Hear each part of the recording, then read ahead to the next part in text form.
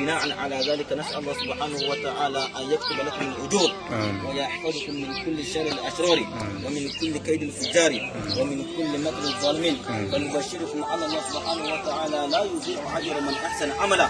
زادكم الله حرصا في أعمالكم الخير والعطاء بالغفران. شكرا يا رب، شكرا يا ربي، شكرا هديت قلبي.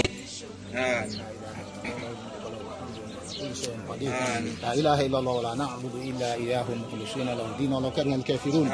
اللهم صل على محمد وعلى آل محمد كما صليت على إبراهيم وعلى آل إبراهيم، وبارك على محمد وعلى آل محمد كما باركت على إبراهيم وعلى آل إبراهيم إنك حميد مجيد. اللهم ربنا آتنا في الدنيا حسنة وفي الآخرة حسنة وقنا عذاب النار. اللهم ربنا ظلمنا أنفسنا وإن لم تغفر لنا وترحمنا لنكونن من الخاسرين. اللهم ربنا اغفر لنا ولإخواننا الذين سبقونا بالإيمان ولا تجعل في قلوبنا غلا للذين آمنوا ربنا إنك رؤوف رحيم. اللهم ربنا هب لنا من أزواجنا وذرياتنا قرة أعين واجعلنا للمتقين إماما.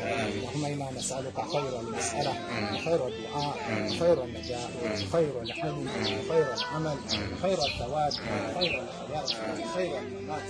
ثبتنا وثقل موازيننا بحق إيماننا وارفع درجاتنا وتقبل صلاتنا واغفر خطيئاتنا ونسألك العلا من الجنة. اللهم نسألك العلا من الجنة.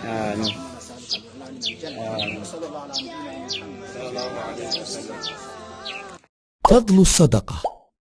الصدقة تقي مصارع السوء وتكفر الذنوب وتشفي المريض وتطفئ غضب الرب وتبارك في المال والرزق ويخلف الله على صاحبها ويضاعفها.